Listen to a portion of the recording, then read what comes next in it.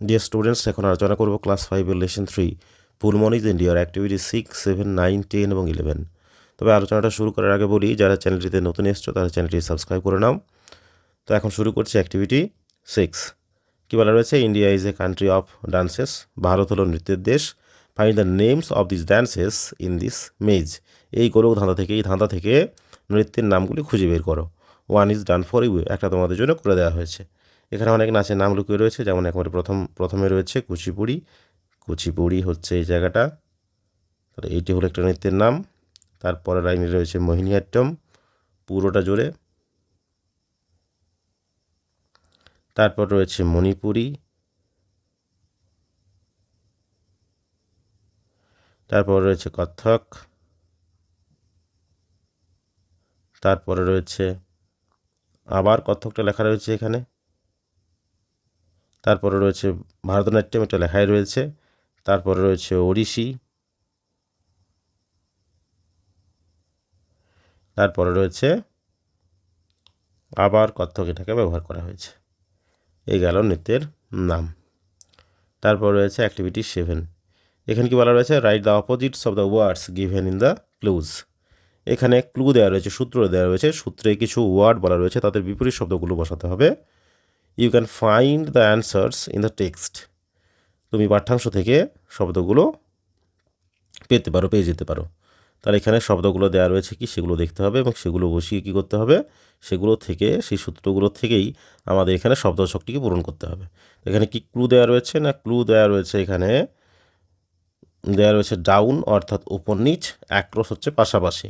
এখানে ডাউন রয়েছে 4, সেম হচ্ছে অপোজিট অফ সেম হচ্ছে একই রকম, একই, তার বিপরীত শব্দ। আমাদের এখানে কী করবো, 4 রয়েছে, 4-এর ডাউন বলতে এখানে উপর নিচ বোঝানো হবে। তো এখানে হবে ডিফারেন্ট, DIFFERENT,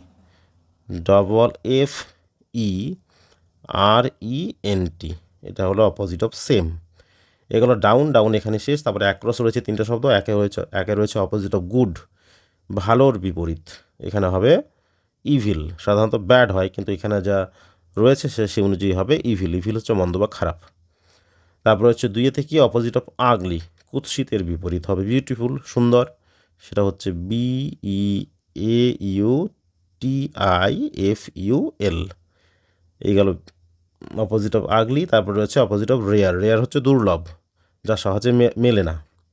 তার অপোজিট হচ্ছে এখানে হবে কমন, সাধারণ, যেটা সহজেই মেলে, COMMON, কমন।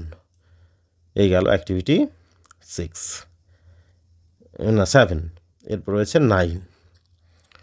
কী বলা আছে? Let's replace the bold letters with a personal pronoun. এখানে মোটা অক্ষরের শব্দগুলোর পরিবর্তে পার্সোনাল প্রোনাউন ব্যবহার করো। এখানে বাক্য দেওয়া রয়েছে, সেখানে মোটা হরফের শব্দ ব্যবহার করা আছে, সেগুলোর পরিবর্তে পার্সোনাল প্রোনাউন ব্যবহার করতে হবে। কোনগুলো পার্সোনাল প্রোনাউন? পার্সোনাল হচ্ছে I, we, you, he, she, they, it, এগুলো হচ্ছে পার্সোনাল প্রোনাউন। তো এখানে কি রয়েছে? একে, Jayram is a boy, Jayram হয় একটি ছেলে, এবং বোল্ড লেটারে লেখা রয়েছে, বোল্ড ওয়ার্ড রয়েছে এটা, Jayram studies in class 5, Jayram 5ম শ্রেণীতে পড়ে। জয়রামের পরিবর্তে আমরা লিখব হি, সে, তাহলে এখানে জয়রামের পরিবর্তে লিখবে হি। তারপর রয়েছে দিস ইজ এ ডগ, এটি হয় একটি কুকুর। The dog guards our house, কুকুর আমাদের বাড়ি পাহারা দেয়। তাহলে ডগের পরিবর্তে আমরা লিখব ইট। মানুষ ব্যতীত ইতর প্রাণীর পরিবর্তে আমরা ইট ব্যবহার করি, বা কোনো জড় বস্তুর পরিবর্তে আমরা ইট ব্যবহার করি। তারপরে হচ্ছে Munmun is a little girl, Munmun হয় একটি ছোট্ট মেয়ে। Munmun goes to school every day, Munmun প্রতিদিন বিদ্যালয়ে যায়। তাহলে মুনমুনের পরিবর্তে লিখব সে, স্ত্রীলিঙ্গে। তারপর রয়েছে Ranu, James and Imran are friends. Ranu, James এবং ইমরান হয় বন্ধু। Ranu, James and Imran play together, Ranu, James এবং ইমরান একসঙ্গে খেলা করে। তাহলে এদের পরিবর্তে ব্যবহার করব দে, তাহারা, এদের পরিবর্তে লিখতে হবে তাহারা, দে। তারপর হচ্ছে go to the city by bus, আমরা বাসে করে শহরে যাই। তারপর রয়েছে দ্য বাস গোজ ফার্স্ট, বাসটি দ্রুত যায়। তাহলে এখানে বাসের পরিবর্তে লিখব ইট, জড়বস্তুর পরিবর্তে ইট ব্যবহার করি আমরা। তারপর রয়েছে আই হ্যাভ এ ময়না, আমার একটি ময়না পাখি আছে। দ্য ময়না ক্যান টক, ময়না কথা বলতে পারে। তাহলে এখানেও ময়নার পরিবর্তে লিখব ইট, এটি একটি পাখি। তারপর রয়েছে my father has a cycle, আমার বাবার একটি সাইকেল আছে। The cycle is red in colour, সাইকেলটি হয় লাল রঙের। তাহলে এখানেও সাইকেলের পরিবর্তে বসাবো it, it is red in colour, এটা হয় লাল রঙের। এই গেল অ্যাক্টিভিটি 9। এরপর রয়েছে অ্যাক্টিভিটি 10। কী বলা হচ্ছে, let's underline the right answers. চলো আমরা সঠিক উত্তরগুলির তলায় দাগ দিই। কী বলা রয়েছে, Rabi has a little pet dog, রবির একটি ছোট্ট পোষা কুকুর আছে।